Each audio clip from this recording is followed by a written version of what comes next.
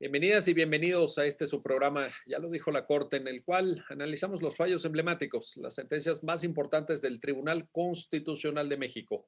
En esta ocasión vamos a platicar con nuestros invitados del amparo directo en revisión 2954-2013, que es una importante sentencia a partir de la cual vamos a reflexionar sobre aspectos del debido proceso legal en tratándose de juicios que en materia penal tienen por sujeto procesado a personas que pertenecen a pueblos y comunidades indígenas.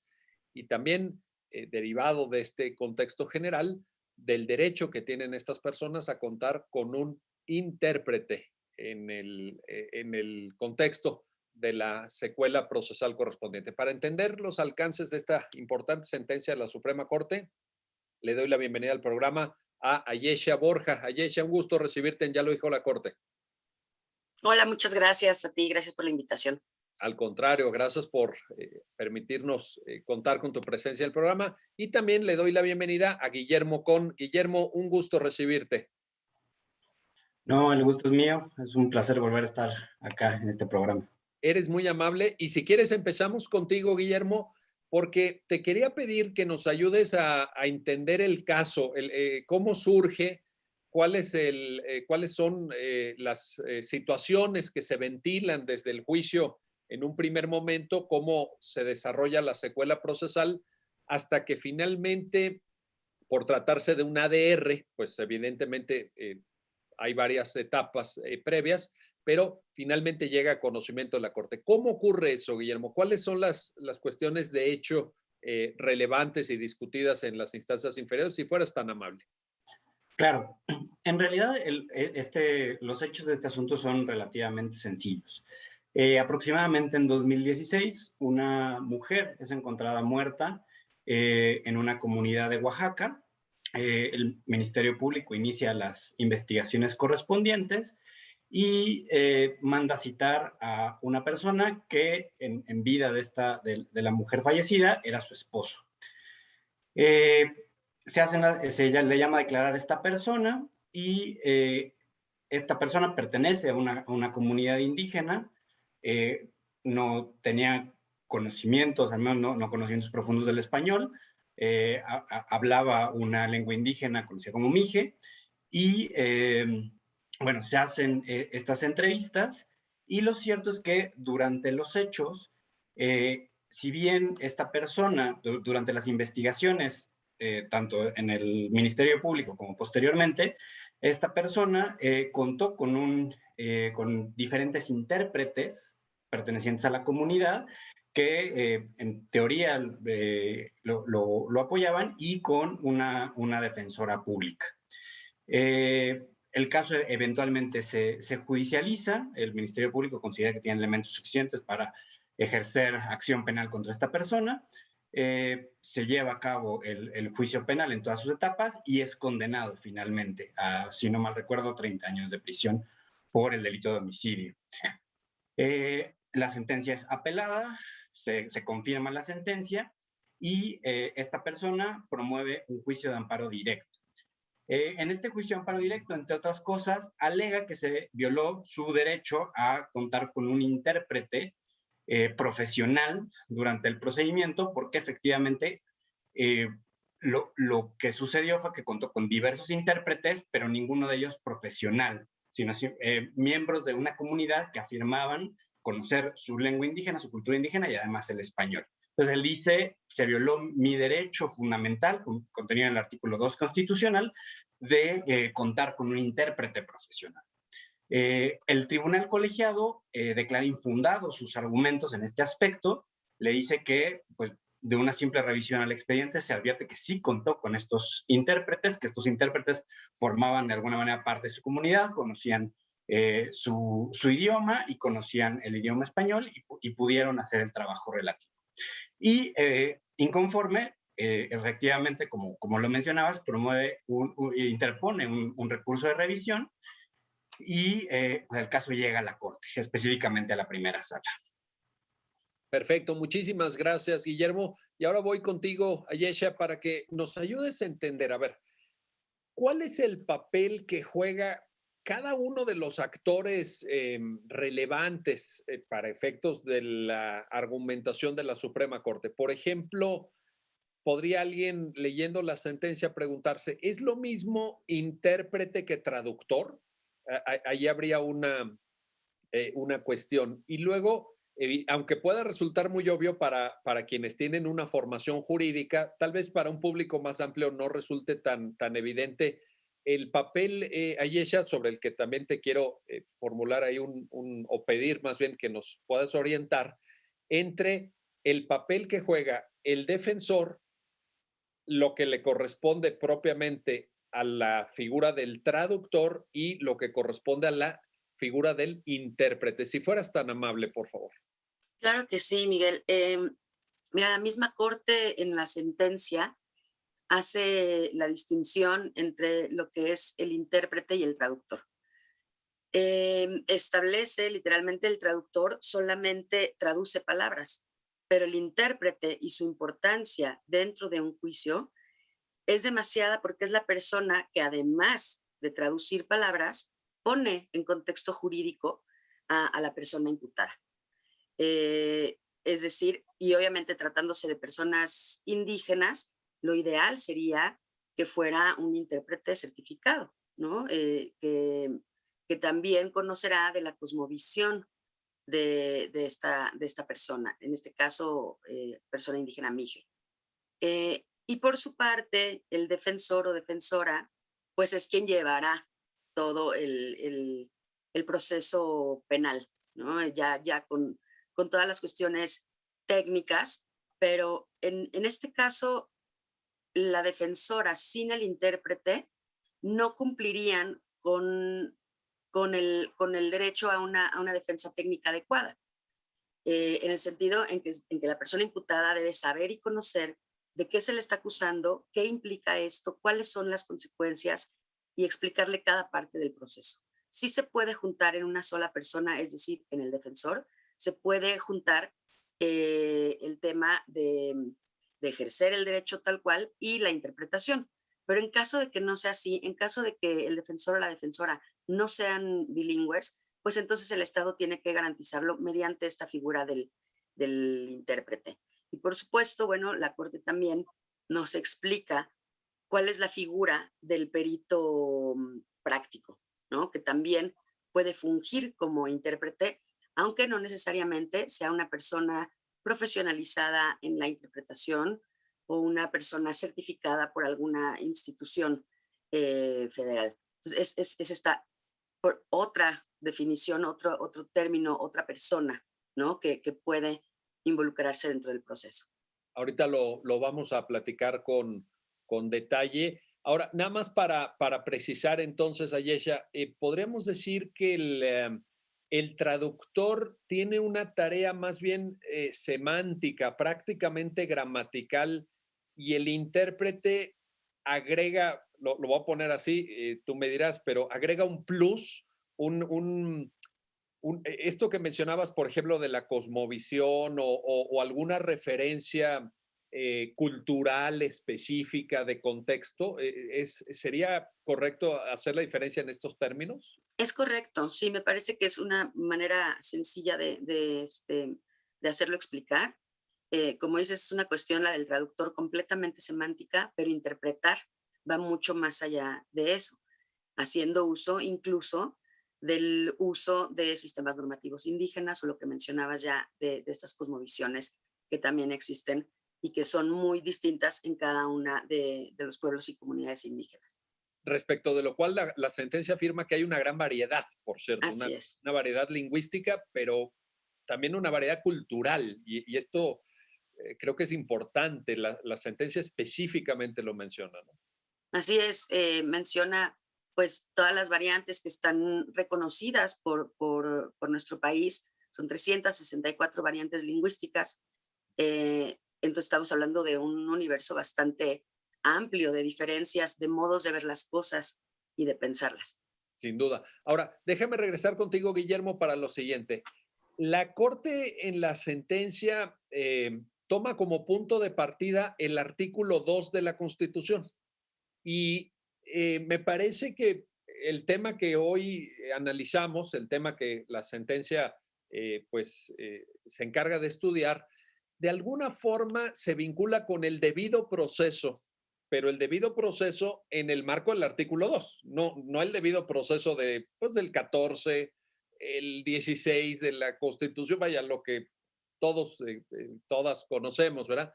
¿Te parece correcto este enfoque? Es decir, hay un debido proceso para integrantes de pueblos y comunidades indígenas que en alguna de sus manifestaciones tiene que ver con el tema de intérpretes, con el tema de asistencia lingüística o de acompañamiento procesal. Eh, ¿Te parece correcto este enfoque, Guillermo? Sí, yo agregaría, desde mi perspectiva, los derechos fundamentales todos se conectan de alguna manera, ¿no? Hay una relación y una interconexión entre los diversos derechos fundamentales que reconoce la Constitución. Y entre esos precisamente están los derechos de acceso a la justicia, una defensa adecuada y específicamente, esta es una descripción personal, pero creo que ayuda mucho a entender cuál es el contexto de este derecho fundamental. Podríamos decir que lo que hace el artículo segundo constitucional es una especificación de esos derechos, ¿no?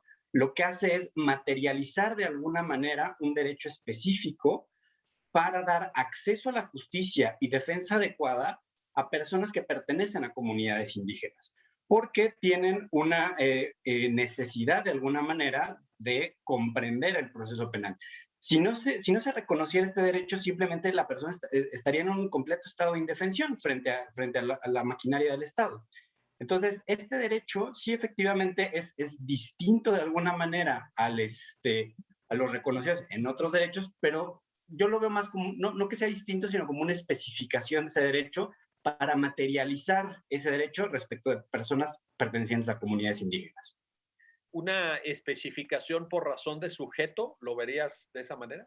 Sí, justamente en razón de sujeto y en relación a las características específicas que tiene este grupo de personas y a sus necesidades para efectivamente poder materializar su acceso a la justicia y su defensa adecuada.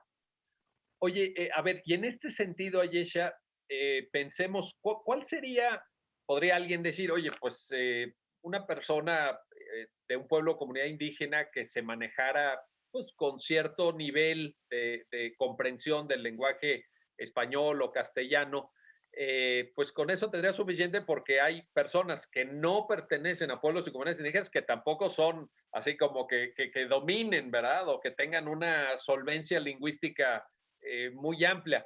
Pero en el caso de personas de pueblos y comunidades indígenas, ¿se presentaría alguna dificultad en la lógica que está explicando Guillermo, específica y concreta en términos de su posición en el proceso penal? Sí, la Corte lo que menciona es que el derecho enmarcado en el artículo segundo, apartado A, fracción octava, que es el derecho a tener siempre un intérprete y un defensor que conozca su lengua y cultura, ¿no? O sea, vienen estas dos cuestiones. La Corte menciona el derecho de interpretación es un derecho disponible, es decir, es renunciable. ¿Cuándo va a ser renunciable? Y sí pone varios candados, o sea, sí la persona puede decir, yo hablo español perfecto y no necesito a un intérprete. Entonces, primero ella lo debe pedir, ¿no? Pero el juez tiene que cerciorarse de que de verdad tiene un entendimiento razonable del idioma español. Eh, la verdad, yo personalmente, pues no sé cómo un juez se puede cerciorar perfectamente de que sí lo está entendiendo todo en español, ¿no? Ese Pero es, no, qué bueno que lo mencionas porque desde luego en la práctica, híjole, sí, me parece que tienes toda la razón en mencionarlo. ¿Cómo se lleva a cabo eso? sí, no existe un test, un parámetro, no existe. Sin embargo, claro, obviamente entiendo y sé que hay muchas personas indígenas que sí hablan perfectamente bien el español, ¿no? Pero en este momento, ya frente al juez, en ese instante, y por eso le pone muchos candados, porque obviamente eso puede ser recurrible a la larga, ¿no? Sí. Y tirarte todo el proceso por no haber contado con una defensa técnica adecuada, ¿no? Eh, Sin embargo, bueno, pues sí, el defensor es una figura que es completamente irrenunciable, pero sí este derecho pues sí, disponible, pues yo creo que tiene ahí sus matices y sus trucos. em, pero bueno, como te mencionaba, el Estado mismo tiene que tomarlo con mucha cautela y con mucho cuidado porque, bueno, pues este es un ejemplo, ¿no? ¿Cuáles son, la misma Corte nos dice cuáles son las consecuencias de no haber contado con un intérprete en todas y cada una de las partes del proceso? Sí, eso es muy Y son, importante porque son consecuencias que van variando, ¿no? Van variando en función precisamente del momento procesal. Ahora, nada más para precisar en esto que señalabas del carácter renunciable del acompañamiento del intérprete, es renunciable, pero solo por su titular, es decir, solamente por la persona, ¿no? Porque también creo que la sentencia por ahí lo menciona, ¿verdad, Ayesha? sí, sí, lo menciona muy claramente, solamente es para la persona imputada, solamente ella puede renunciar a esto. E insisto, pues tendrán estos parámetros insisto, el parámetro es cerciorarnos de que hable y entienda razonablemente el español. Híjole, esa aproximación ya en la práctica, sí, yo, la verdad es que creo que sí puede generar también algunos problemas que quizá en ese momento no se advierten, pero que se pudieran proyectar más adelante en otra etapa futura del propio proceso penal y dar lugar a lo que ahorita platicaremos, porque la sentencia también lo analiza, de estas consecuencias en función del momento o de la etapa procesal en la que se pueda producir esto. Pero bueno, vamos a hacer una pausa, no se vayan, regresamos enseguida para continuar en esta conversación y análisis sobre el amparo directo en revisión. 2954 diagonal 2013 y todo lo que tiene que ver con esta protección del debido proceso, defensa adecuada y el derecho a contar con un intérprete por parte de quienes conforman pueblos y comunidades indígenas. Regresamos enseguida.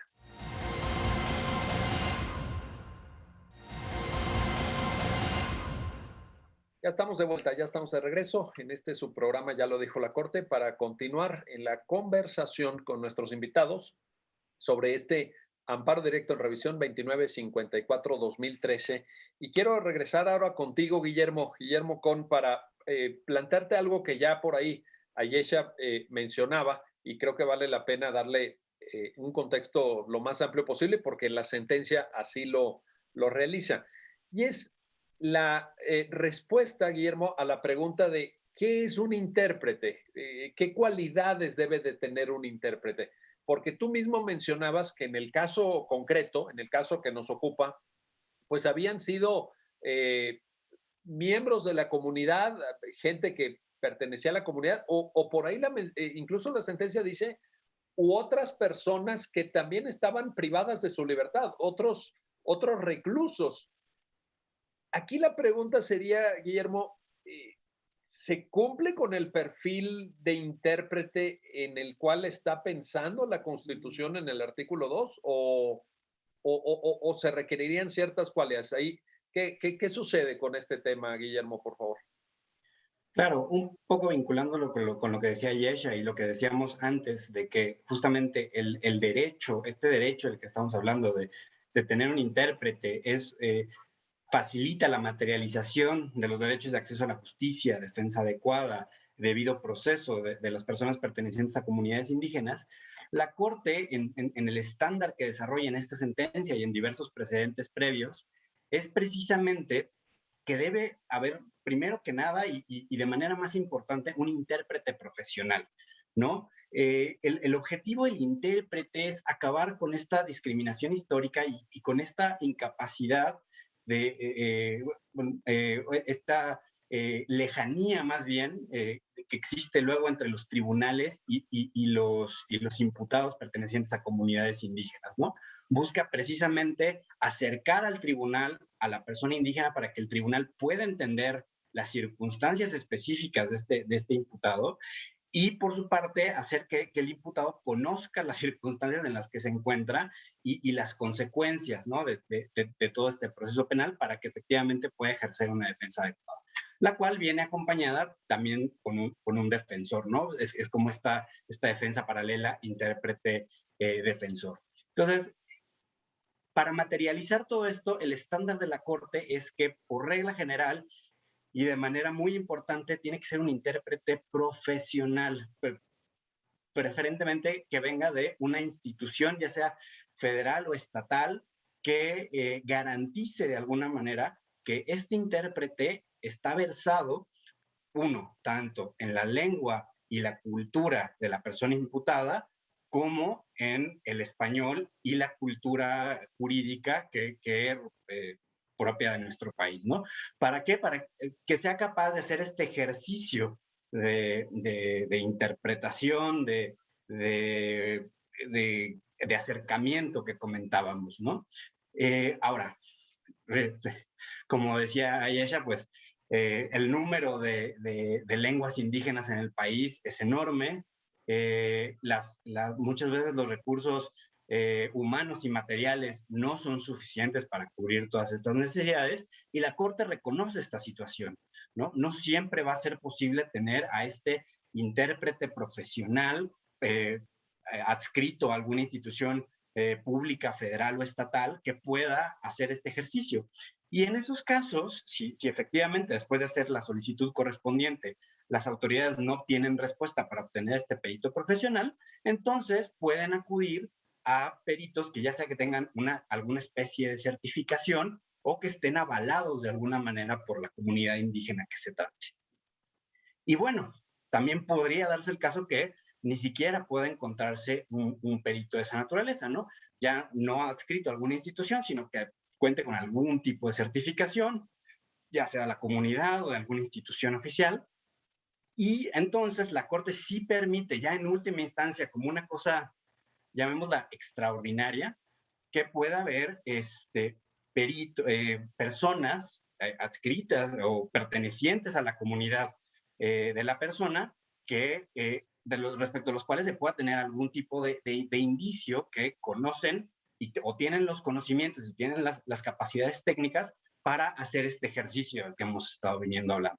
Pero para eso, uno, las autoridades deben de agotar todos los medios para poder conseguir a los primeros peritos y solamente de manera extraordinaria, como último recurso, acceder a este tipo de personas.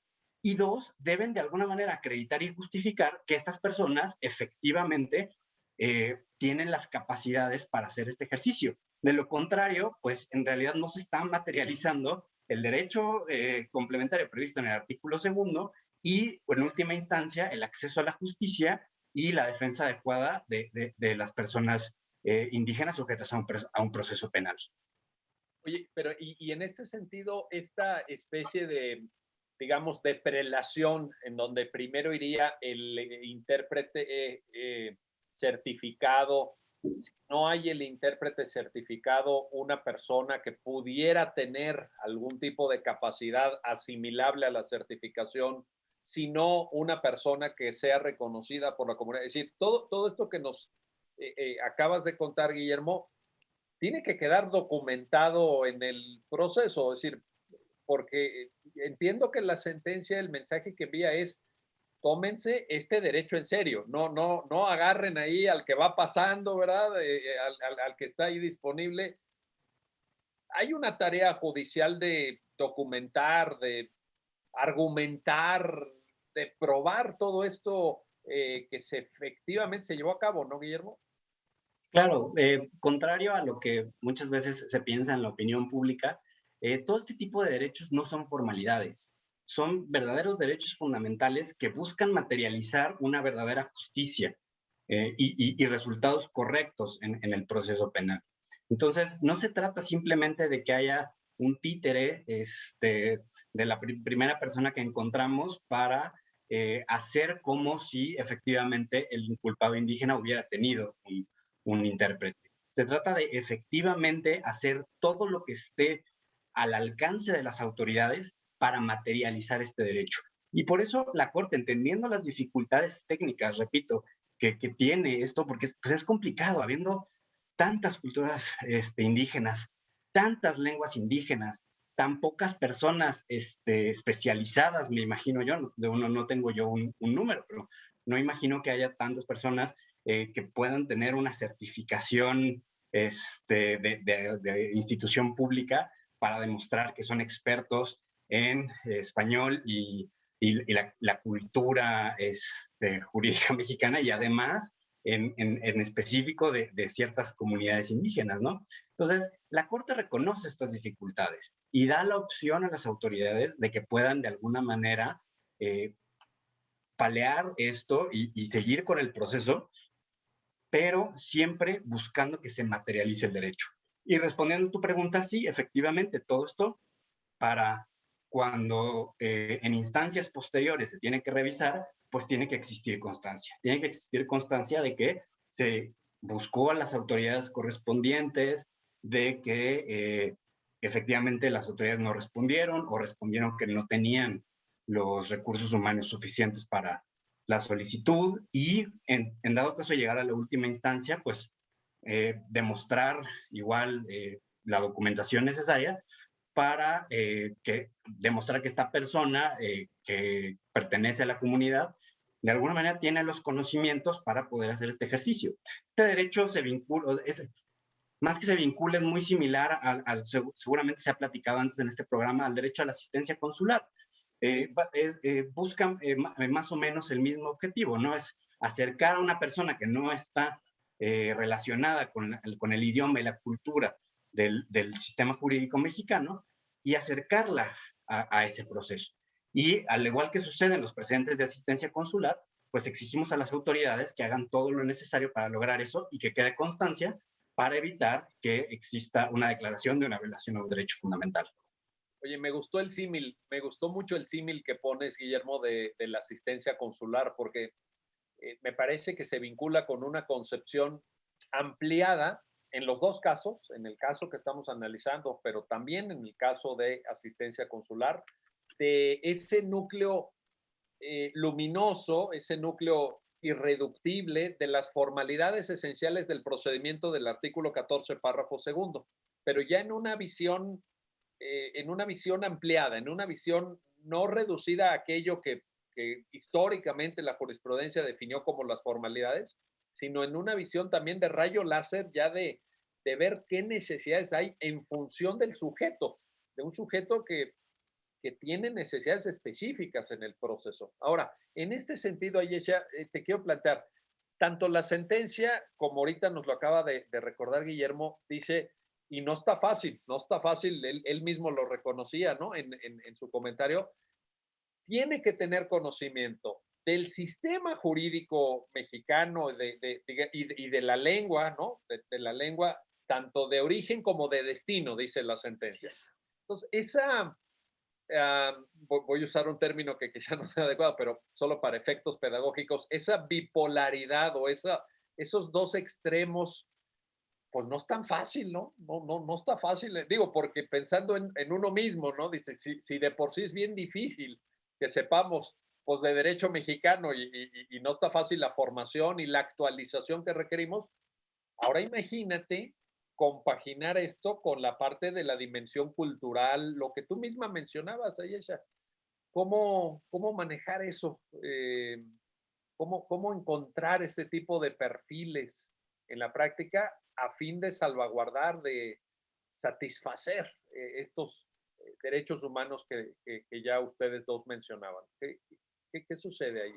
Sí, pues cómo encontrar estos perfiles, pues haciéndonos, acercándonos a las instituciones que se dedican justo a certificar a estas personas, ¿no? En este caso, pues el Instituto Nacional de Lenguas Indígenas, que tiene dos tipos de certificaciones para interpretación, y una está especializada en procesos jurídicos. Entonces, ese es yo creo, el mejor acercamiento. Y la otra sería, pues, ante el Consejo de la Judicatura, hacer uso de la lista de peritos del Consejo. Eh, pero aún así, por ejemplo, a nosotros desde la Defensoría Pública nos han solicitado también a defensores públicos que hablen alguna de las lenguas que, por ejemplo, el Tribunal Electoral no tiene, o incluso tribunales estatales, ¿no? Y nosotros contamos con personal bilingüe en distintas lenguas, cubrimos ahorita 119 variantes lingüísticas.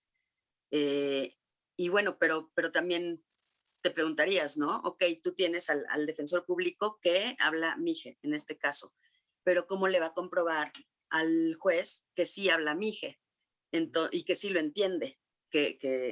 Porque digo, ellos son bastante honestos cuando estamos hablando de lenguas que casi ya no se hablan y que de hecho están en peligro de extinción. Ellos mismos te dicen, yo no hablo al 100% mi lengua se está perdiendo.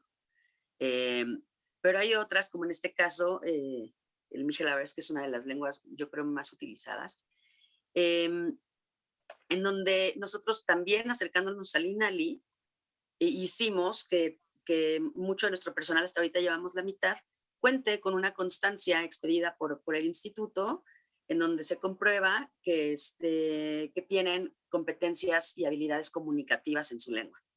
Esto bajo procesos y estándares del propio INALI, que son bastante interesantes. Pero otra cosa es la certificación como intérprete, insisto, ¿no? Son cuestiones distintas.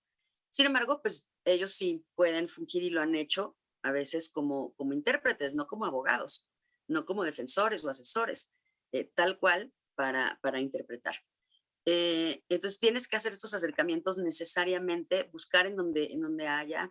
Me parece, por ejemplo, el estado de Oaxaca tiene mucha experiencia en formar también abogados bilingües. Es de los estados con más variantes lingüísticas existentes y sí se han tomado en serio este trabajo, esta labor, ¿no? Entonces también hay que buscarle por donde se pueda y si no, ya como establecía Guillermo, pues buscarlos dentro de la comunidad.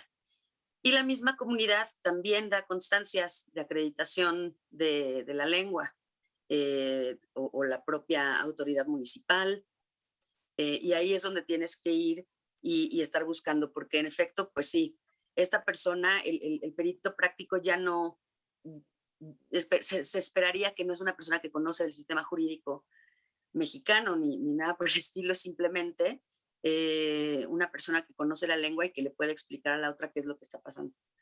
Oye, y en Ujú. este sentido, Ayesha, déjame plantarte dos preguntas. La primera, em, esta no necesariamente tiene que formar parte el intérprete de la comunidad, ¿no? ¿No es cierto?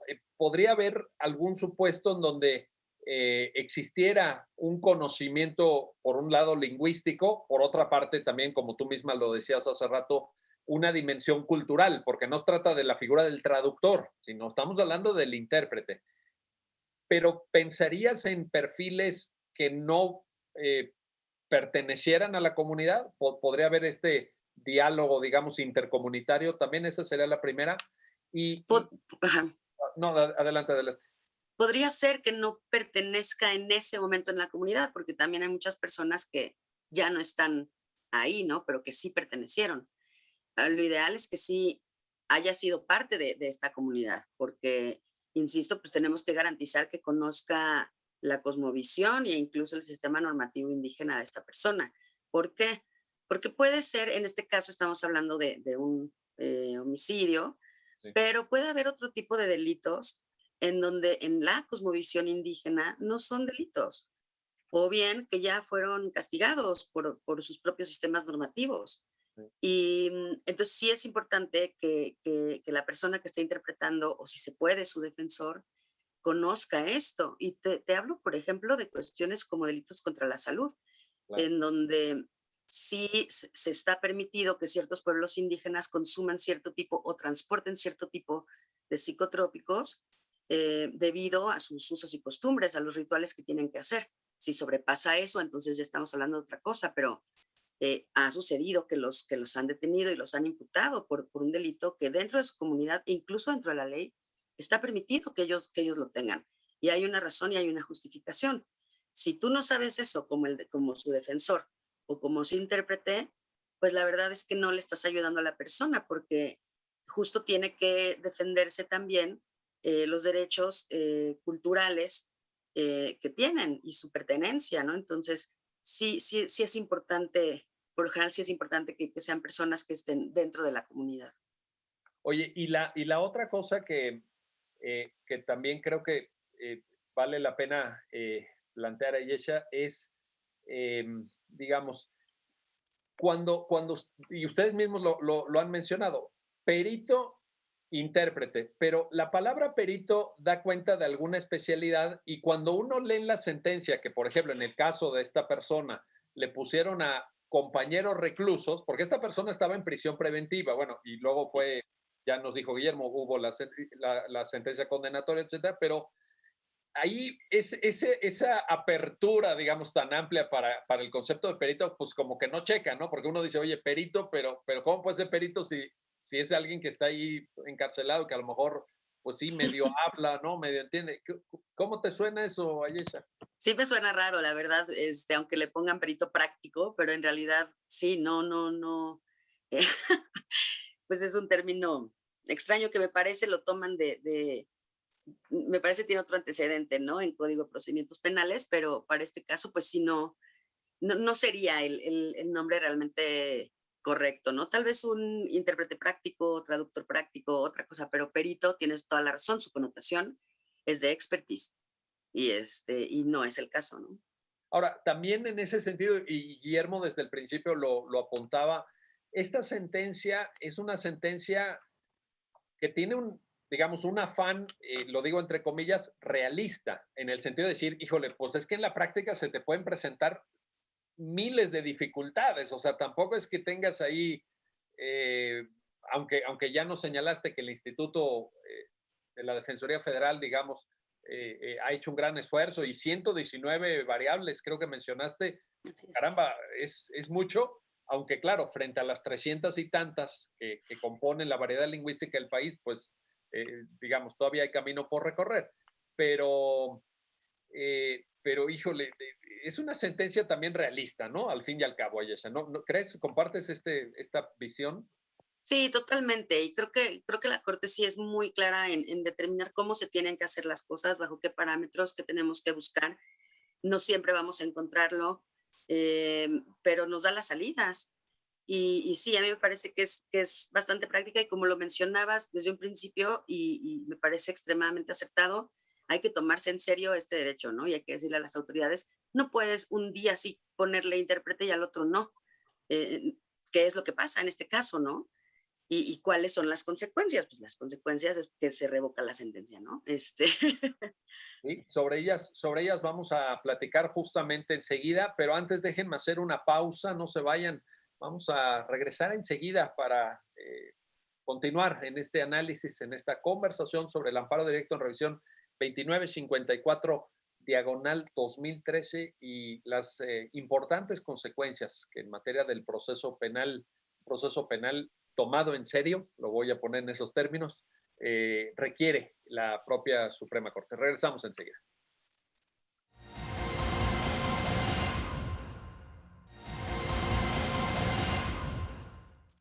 Ya estamos de vuelta, ya estamos de regreso para esta tercera parte de la conversación sobre el amparo directo en revisión 2954 diagonal 2013. Y quiero regresar contigo, Guillermo, para una cuestión que precisamente mencionaba Ayesha y que la sentencia retoma, que es los efectos de la violación de estos derechos y de los mandatos constitucionales que tú ya mismo citaste, del artículo 2, etcétera.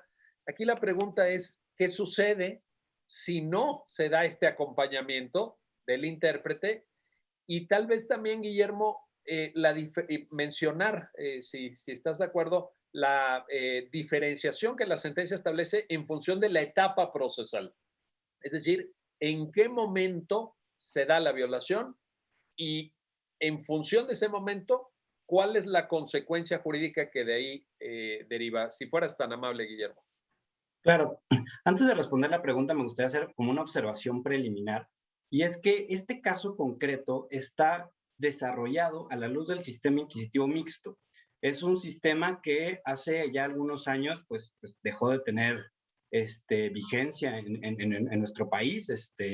Ya las reglas son distintas y creo que estos derechos hoy en día tendrían efectos diferentes o se analizarían de forma diferente conforme a las nuevas etapas del procedimiento, ¿no? Entonces, Como observación preliminar, las consideraciones de la Corte están enmarcadas y son para efectos del sistema de justicia penal anterior. Y bueno, en este sentido, la Corte da básicamente dos posibles efectos, como tú lo mencionabas, dependiendo de la etapa en la que se materializa la violación en específico, que en realidad son un poco en la misma línea de los efectos que la Corte suele dar a las violaciones a derechos fundamentales en el procedimiento penal anterior. Por un lado, si la violación se materializa durante la averiguación previa, el efecto será la exclusión probatoria del material afectado por la violación, que por regla general pues será la declaración del inculpado, ¿no? En ese momento. Esto es muy relevante o era muy relevante en el sistema anterior porque, como sabemos, en el sistema anterior se permitían las confesiones frente al Ministerio Público.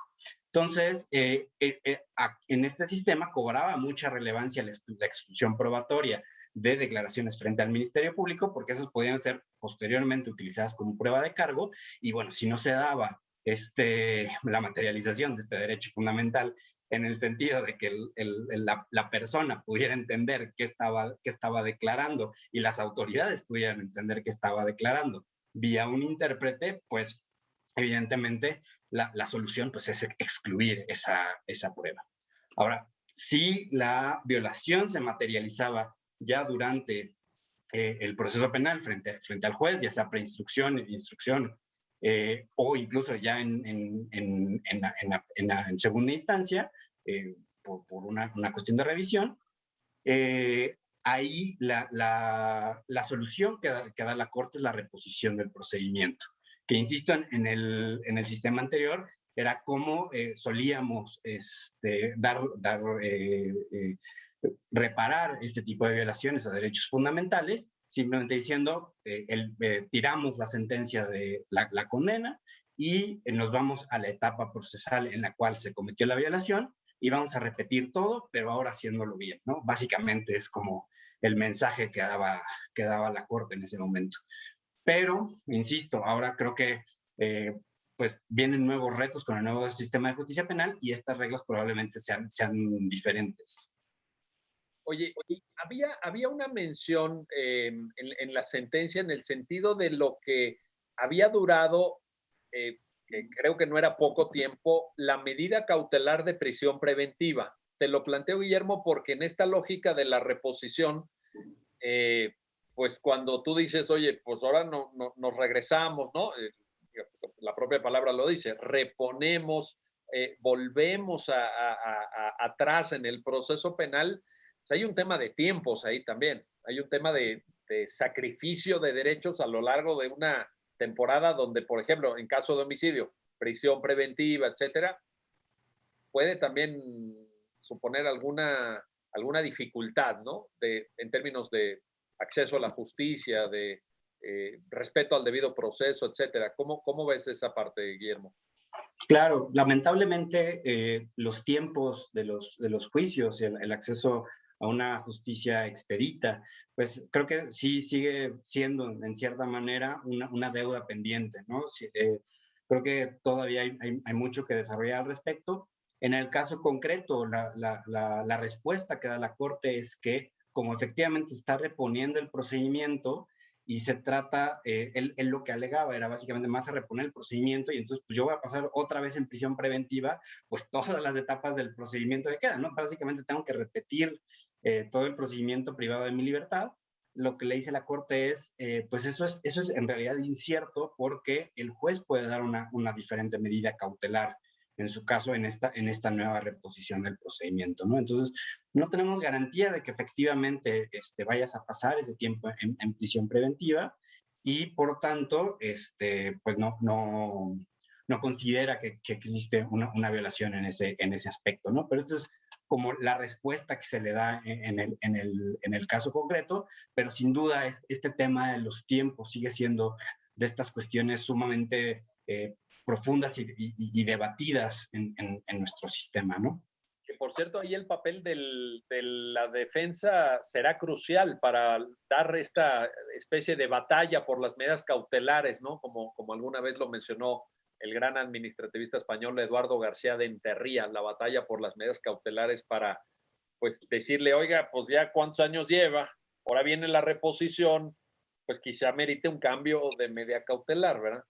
Oye, yo te quiero preguntar, Ayesha, problematizando un poco, porque, digamos, la sentencia es muy clara, creo que es muy pedagógica incluso, y que en buena medida con las salvaguardas que Guillermo nos acaba de manifestar con gran claridad, también es trasladable en su significado profundo al sistema actual, al sistema procesal penal acusatorio y oral.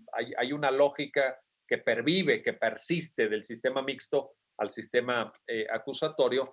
Pero yo te quería, problematizando un poco, plantear lo siguiente. ¿Qué sucede si no tiene claridad el juzgador en un primer momento respecto a la pertenencia de la persona a un pueblo y comunidad indígena? Y te lo planteo porque aquí mismo, en este programa, hemos analizado alguna sentencia de la primera sala donde la identificación sucede para efectos de reclamar una violación al derecho de intérprete o traductor hasta el amparo directo. Entonces, y tenemos, como tú muy bien lo sabes, Ayesha, los criterios de autoadscripción para la determinación del sujeto y el régimen procesal aplicable. Entonces, ¿puede eso generar también algún problema?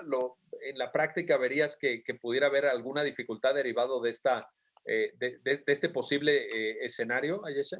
A mí me parecería que sí. Fíjate que ahora eh, con el tema de la ley de amnistía y que mucho va enfocado a las personas indígenas en prisión, existe este tema, ¿no? Desgraciadamente, el tema de la autoadscripción para varias personas o varias personas han hecho mal uso de él, ¿no? Sobre todo cuando estamos hablando, todos lo sabemos, de cuestiones electorales, por ejemplo, Uy, ¿no? allá hay varios ejemplos de trampitas, ¿verdad? Vamos a ponerlo así, entre comillas, trampitas. Sí, y que la misma comunidad, o sea, pues obviamente sí están molestos, ¿no? Y sí están enojados porque la autoadscripción no es para eso, ¿no? Para burlarte. Pero por otro lado, las mismas dependencias del Estado mexicano siguen sin entender muy bien esto, ¿no? Siguen sin entender el derecho de autoadscribirse.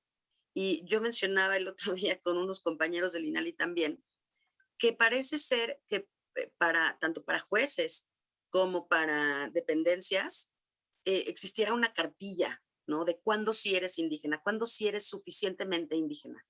Yo no te miento, me ha tocado escuchar argumentos como no, o sea, bueno, él dice que él es indígena, pero es abogado y robó, entonces no, él, él, él dice que no tuvo traductor, pero tenía todos los medios. ¿Por qué? ¿Sabes? No somos quienes para estar midiendo eso, ¿no? Se conoce de sentencias en donde varios jueces han dicho lo mismo, como está yendo a la universidad, entonces ya no es indígena, yo ya no lo considero como tal, y entonces la figura del traductor, pues ya me olvido de ella, ¿no? No puede ser así. No puede ser así en absoluto, puede generar muchísimos problemas. Sí es un problema cuando estás hablando con una persona indígena monolingüe, porque ¿cómo le preguntas? Ni siquiera sabes en qué lengua habla, porque no le vas a entender lo que te está tratando de decir. Nos tocó un caso así, ¿no? Y dimos con que hablaba chinanteco, entonces una de nuestras oficiales fue a verla para traducir y la oficial nos dijo, no es el mismo, no es la misma variante de chinanteco que yo hablo. Entonces, pues ahora buscarle a alguien más, ¿no? Y al final, como en este caso, o sea, hicimos uso de gente de la misma comunidad, pero es un problema, como ni siquiera puedo tener el más mínimo uso de comunicación, ¿no? Pero como ya venía en un proceso, pues ahí es donde nos dimos cuenta, ¿no? Una señora monolingüe de 70 y tantos años, ¿no? Entonces, sí es importante y estos problemas se dan no solamente cuando ya está judicializado, viene de mucho antes. ¿Cómo llega esta persona a este problema? ¿Cómo llega esta persona a estar privada de la libertad? ¿Qué pasó antes? ¿Alguien le explicó lo que firmó? Eh, Insisto, estás hablando de personas monolingües donde el Estado mexicano les ha hecho firmar contratos. Entonces, viene arrastrándose por muchísimo tiempo y te provoca demasiados problemas y obviamente a estas personas pues mucho peor, ¿no? Porque es una privación de la libertad completamente, en muchos casos, injusta. Oye, qué bueno que lo mencionas, porque yo, en efecto, en estos supuestos que tú estás planteando, imagino que el proceso penal ya es la última consecuencia de una serie de injusticias previas. Bueno, ya ni quiero pensar lo que le sucede a estas pobres personas en el Ministerio Público, ¿no? Exacto. Las instancias de procuración de justicia si muchas veces para una persona que se desenvuelve de manera correcta en español, se cometen cantidad de barbaridades, ahora imagínate una persona que le hacen firmar cosas que no puede leer siquiera. Es impresionante, la verdad es que es impresionante desde dónde se viene arrastrando, pero mucho, insisto, es que las mismas personas que trabajan en las dependencias siguen sin entender esto. Y lo que te menciono, ¿no? Este tema de la cartilla, Pero creyéndonos yo no sé qué. es una falta de sensibilidad, dirías. Es una falta de sensibilidad y también es mucha ignorancia, ¿O hace ¿no? falta capacitar, tal vez? Falta mucho capacitar, entender de qué se trata, quiénes son, cómo funciona. Insisto, siempre va a ser complicado porque estamos hablando de un universo grande, pero lo más básico, y la verdad es que siendo servidores públicos, pues estamos obligadísimos a cumplir con lo que marca la Constitución y respetar todos y cada uno de los derechos. Entonces, y a capacitarnos. Entonces sí, sí hay que presionar mucho, mucho ahí con el tema del lenguaje, cómo nos conducimos con las personas y reforzar el tema de derechos. Sí, esa es la visión correcta y creo que es la que está en la sentencia también. Guillermo, regreso contigo, nos estamos acercando a la conclusión del programa. Eh, Te pido una reflexión, tal vez enlazando con lo que tú mismo planteabas al inicio. Se trata de un mensaje desde la Suprema Corte de Justicia de la Nación, de debido proceso, ahorita ya Ayesha nos lo planteaba, de derechos humanos, de respeto a la dignidad del otro en el marco del proceso penal. Eh, Compártenos, Guillermo, si fueras tan amable, una reflexión conclusiva sobre la trascendencia de la sentencia, obviamente para la vida de esta persona procesada por homicidio, sin duda importante, pero creo que va más allá. Una reflexión en ese sentido, Guillermo, por favor. Claro, creo que la idea que está detrás de las aspiraciones constitucionales es lograr que el sistema, particularmente el sistema de justicia penal, en general el sistema de justicia mexicano, funcione correctamente y sobre todo que se logre una verdadera, una actual acceso a la justicia, debido proceso y defensa adecuada de todas las personas que por alguna razón se ven sujetas a este sistema de justicia.